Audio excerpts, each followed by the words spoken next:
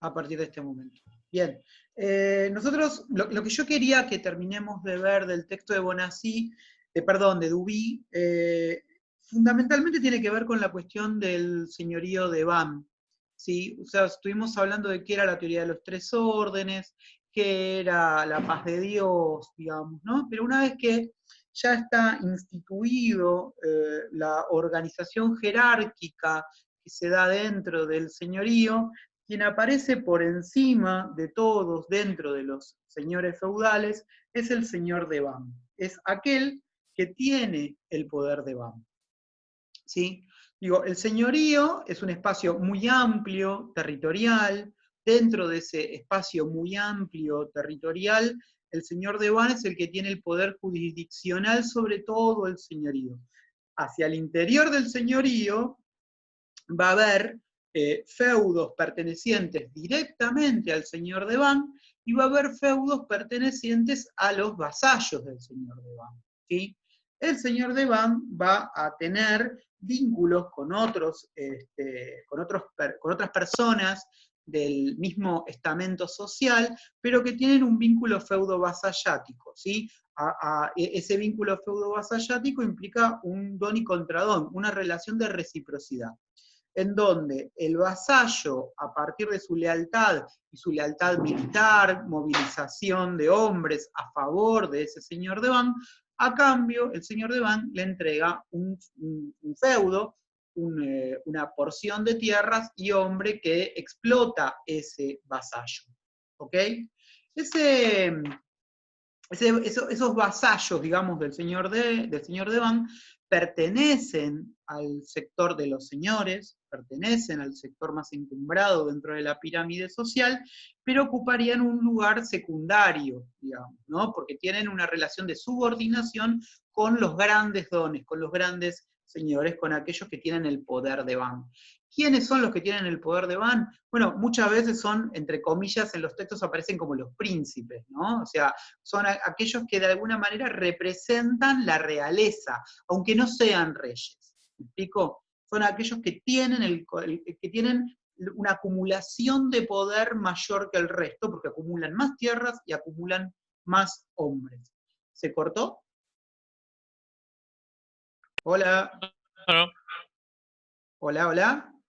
Se escuchó bien, profe. Se escucha, Bueno. Se escucha, profe. Debajo de ese señor de Van aparecen los señores de segundo orden. Y el señor de Van, como les decía, puede ser un príncipe laico o puede ser un obispo, si es un feudo perteneciente a la iglesia. Y debajo aparecen los caballeros, los castellanos, los canónigos, si son parte de la iglesia, los monjes, que serían estos nobles de segundo rango. ¿Ok? ¿Se entiende? Sí. Bien. Ahora, ¿qué es lo que produce el poder de Van que se instrumenta especialmente a partir del siglo XI, que es cuando ya está conformado, consolidado el señorío de Van? Bueno, por un lado, digamos, la imposición del señor de Van lo que hace es homogeneizar al campesinado, ¿no? Es el momento a partir del cual todo el campesinado se constituye como una categoría fiscal. Todos pagan renta, todos en algún punto son siervos. ¿Se entiende?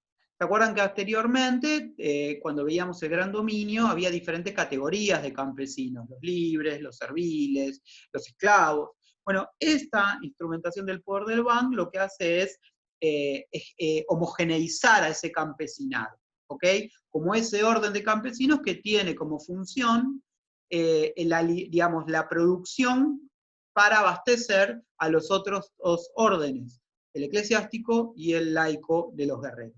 ¿Ok? Ahora, el ejercicio del poder de Van se hace, bueno, desde el castillo principal, ¿no? Que es el espacio donde perteneciente al señor de Van, que tiene una función militar, ¿sí? Primordialmente, y el poder de Van implica la administración fiscal, de justicia y de paz de todo el señorío, ¿sí? ¿Y por qué es una categoría económica?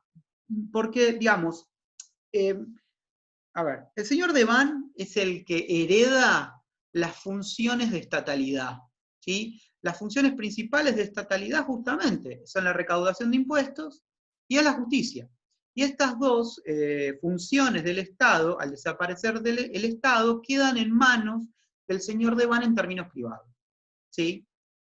Y en ese distrito, el señor Deván es el que imparte la justicia. Y ese impartir justicia por parte del señor Deván es el que le permite recaudar, digamos, muchísimos recursos. ¿Sí? ¿Por qué? Porque después cuando veamos el texto... Hola, hola. Hola, hola. Hola. ¿Vieron lo que le digo? Es muy bueno, César. Están dando re mal, perdón. Sí, sí. Bueno, le decía, el poder de Deván es lo que le permite recaudar. Sigo, ¿sí?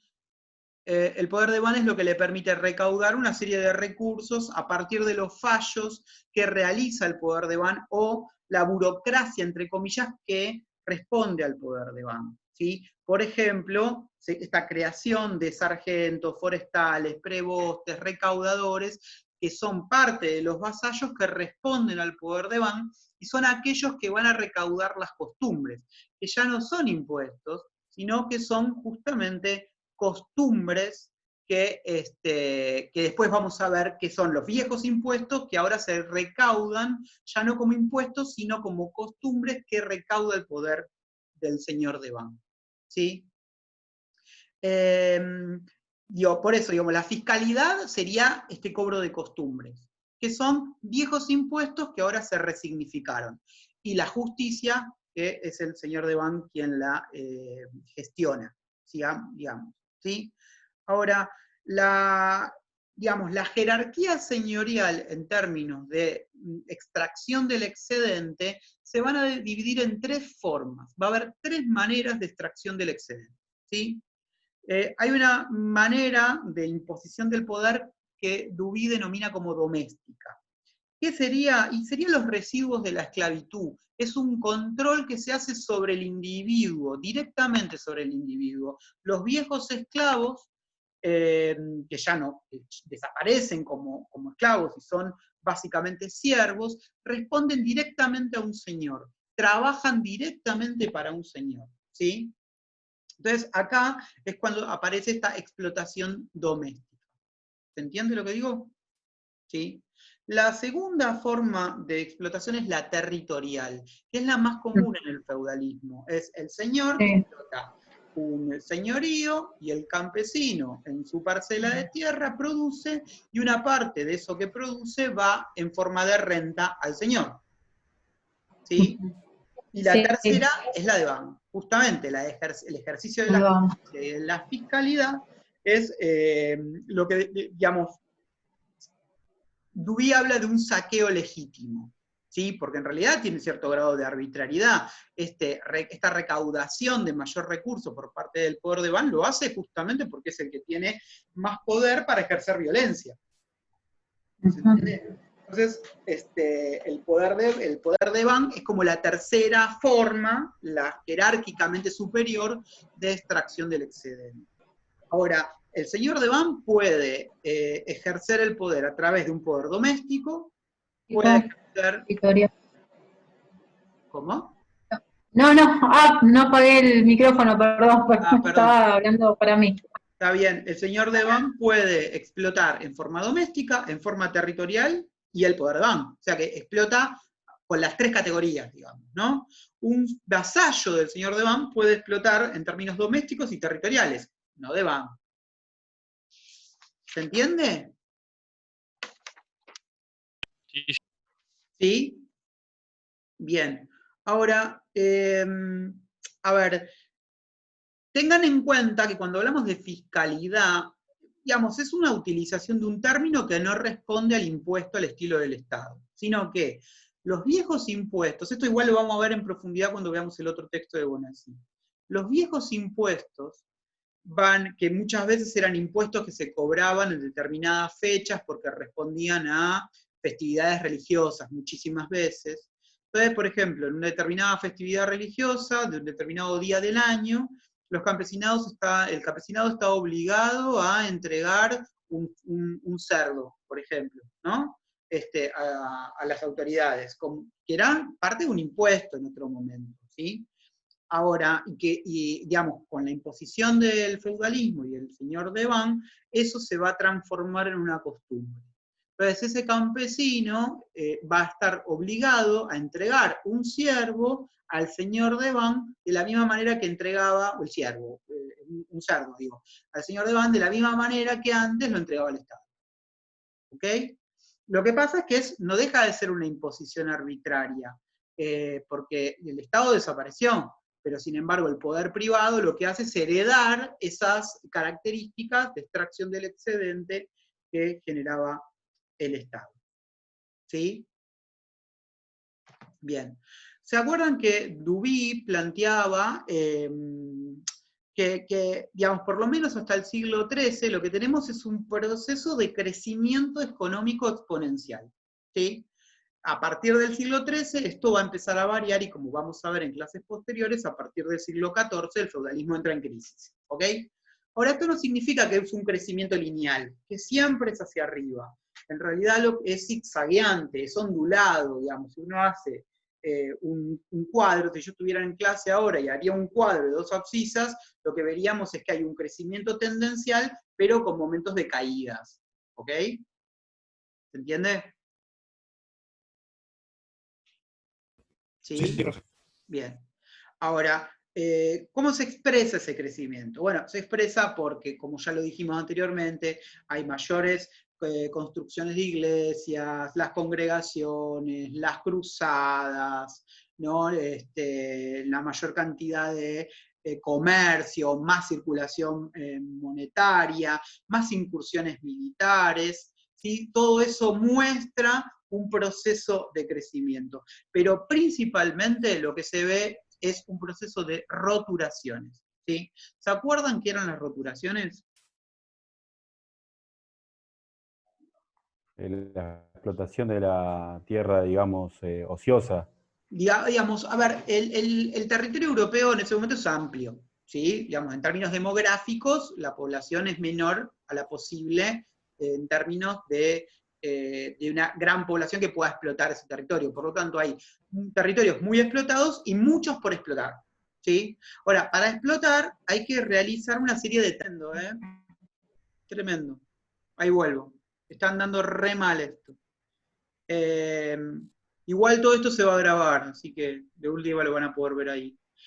Digamos, voy a tratar de cerrarlo porque está imposible. Hay una serie de tareas que hay que realizar, ¿no? Saneamiento de terrenos, construcción de riego, de puentes, ¿no? Por ejemplo, pantanos que hay que rellenar para que pueda ser tierra cultivable. Bueno, quienes hacen este primer proceso de roturaciones es el propio campesinado.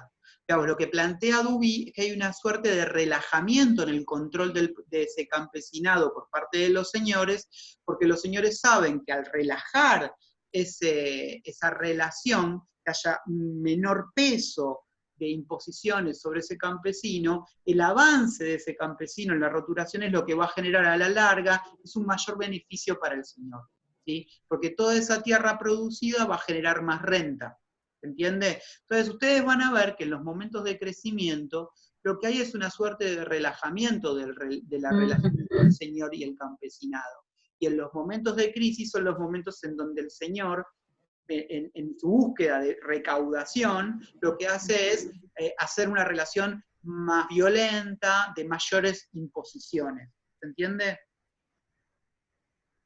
Sí. ¿Sí? Ahora, otra cuestión que tienen que tomar en cuenta en relación al crecimiento es que el crecimiento se repercute en términos demográficos. ¿Sí? Hay un crecimiento paulatino de la población europea. ¿Sí? Este crecimiento paulatino de la población europea lo que va a generar es que esos viejos mansos se van a ir fragmentando, porque cada vez hay más gente que la produce. ¿Sí? ¿Se entiende lo que digo? Sí. Esto último no se escucha. Digo Sí, que no se escucha como nada. hay más gente que produce los mansos se van a dividir, se van a fragmentar. Se van a fragmentar en parcelas de tierra, porque va a haber más gente que produce adentro de un mismo campo. ¿Ok? Eso lo que va a generar que va a haber un cambio en la forma de tributar, de pagar la renta. Va a dejar de ser una renta por manso, como era anteriormente en el gran dominio, para ser renta cobrable por parcela. ¿Sí? Sí. Parcelas de tierra. Y esto con el seguimos estando en el gran dominio, digamos. No, Estamos el gran en el dominio periodo ya, siglo una X. vez que, no. Una vez Terminó. que el feudalismo se estableció, lo que tenemos son señoríos, ya no más gran dominio. ¿Y esto en qué se ve fundamentalmente? Bueno, justamente en que prácticamente desaparece o se expresa muy limitadamente la producción directa. Lo que vamos a tener es un 90% de la producción en forma de producción indirecta. Y el señor va a actuar como una suerte, digamos, de poder parasitario, donde cobra la renta de la producción del campesino, quien trabaja la tierra. Y va a haber igualmente una partecita de la tierra que va a mantenerse como producción directa, donde lo que va a haber es una suerte, digamos, de aparición de jornaleros. Pero en términos de la economía global, de la economía europea global, la inmensa mayoría de la producción es indirecta. Y lo que cobran los señores es la renta. ¿Se entiende? ¿Sí? Ahora, digamos, lo que se va a ver en estos años de crecimiento es cierta movilidad del campesinado, a quienes se le va a permitir movilizarse para iniciar el proceso de roturaciones. Las roturaciones pueden darse dentro del propio señorío, en tierras yermas, se dice, tierras que todavía no han sido, que no son cultivables aún, sino no tienen esta serie de trabajos que hay que hacer, o puede haber colonización de tierras que están por fuera de los señoríos, ¿sí? O inclusive se va a mantener algunos alodios libres de explotación, que esos alodios son los que van a iniciar también procesos de expansión, ¿sí? ¿Se entiende? Sí, profe. Bien, ahora, fundamentalmente lo que va a permitir el crecimiento demográfico y de incremento de la producción es la limitación de la guerra.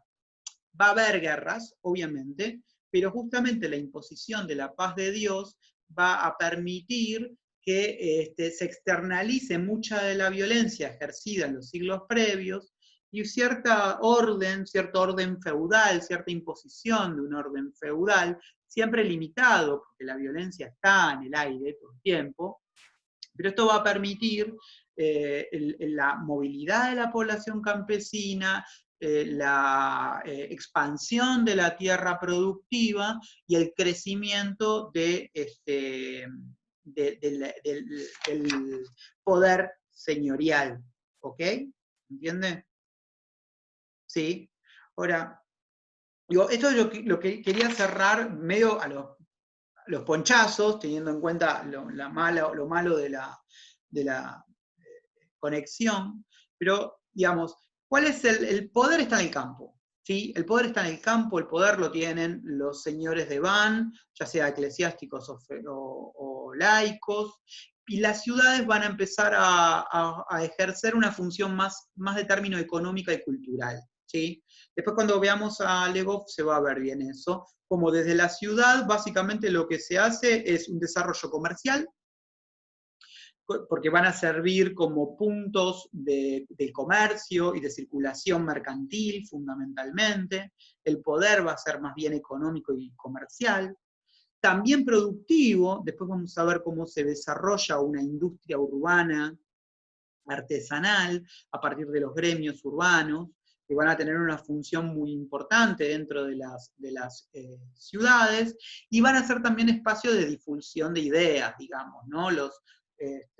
digamos, las ciudades monásticas principalmente, y la iglesia fundamentalmente, que va a tener control de esas ciudades, van a ser espacios de pensamiento, con las apariciones de las primeras universidades, en donde desde allí van a circular una serie de ideas, pero siempre de un lugar subordinado en términos del poder. El poder va a estar en las zonas rurales, ¿se entiende? ¿Sí? Bueno. A ver, la verdad yo, como les dije al principio, quería hacer una clase muy cortita porque no me siento bien, más toda esta situación que está complicada en la conexión.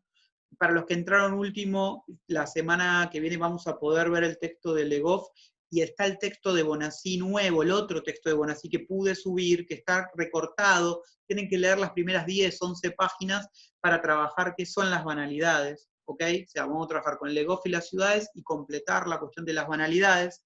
Y lo que quedamos es que la primera semana de julio, como no se pueden subir, no se puede dar clases, ni se pueden subir contenidos, lo que vamos a hacer es un espacio de consulta, ¿sí? Vamos a tener un encuentro en Zoom, y ustedes preguntarán lo que necesiten, ¿ok? ¿Sí? ¿Alguna pregunta, algo? Es el momento. ¿No? Profe, una consulta. ¿Cómo no? ¿Vamos a tener nosotros un parcial o algún trabajo como...? Mirá, yo quería esperar hasta después de las vacaciones de invierno para ver cómo se va a desarrollar esto. Y yo creo que algo vamos a tener que hacer para regularizar la materia, digamos, ¿no? Ustedes saben que la materia tiene final obligatorio y de alguna manera va a haber que regularizarla. Yo la verdad que pateé para adelante esperando que haya un momento en que nos encontremos cara a cara. No sé si va a suceder, y si sucede no sé cuándo va a ser. Entonces yo creo que vamos a tener que hacer algo. Denme un poquito más de tiempo, quizás les tire alguna consigna, algo simple, total, da igual ahora, chicos, lo importante es que regularicen y el final es otra historia, digamos, ¿no? Seguramente quizás les tire alguna consigna como para hacer algo durante las vacaciones de invierno, darles ese tiempo de producción, como para regularizar, pero el objetivo es regularizar, ¿ok? Listo, perfecto. Sí. Bueno. ¿Alguna cosa más?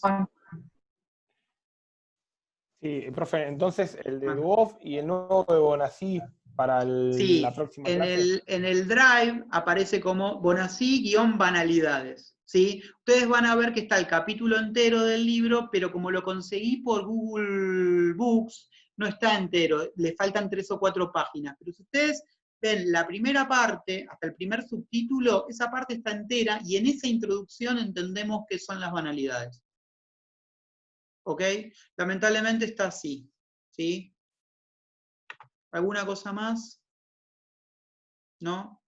Bueno, les pido disculpas. La verdad que no quería por lo menos tener este encuentro y plantear esas cositas del texto de Dubí que habían quedado de la semana pasada. Si esto hubiera sido presencial, no hubiera ido a clases hoy, sinceramente, ¿sí? Les pido disculpas. Bueno, nos vemos Gracias. el martes que viene, ¿sí? Nos vemos. Un abrazo grande y que se mejore. Gracias, profe. Gracias. Mejore, profe. Gracias, chau. Que se mejore.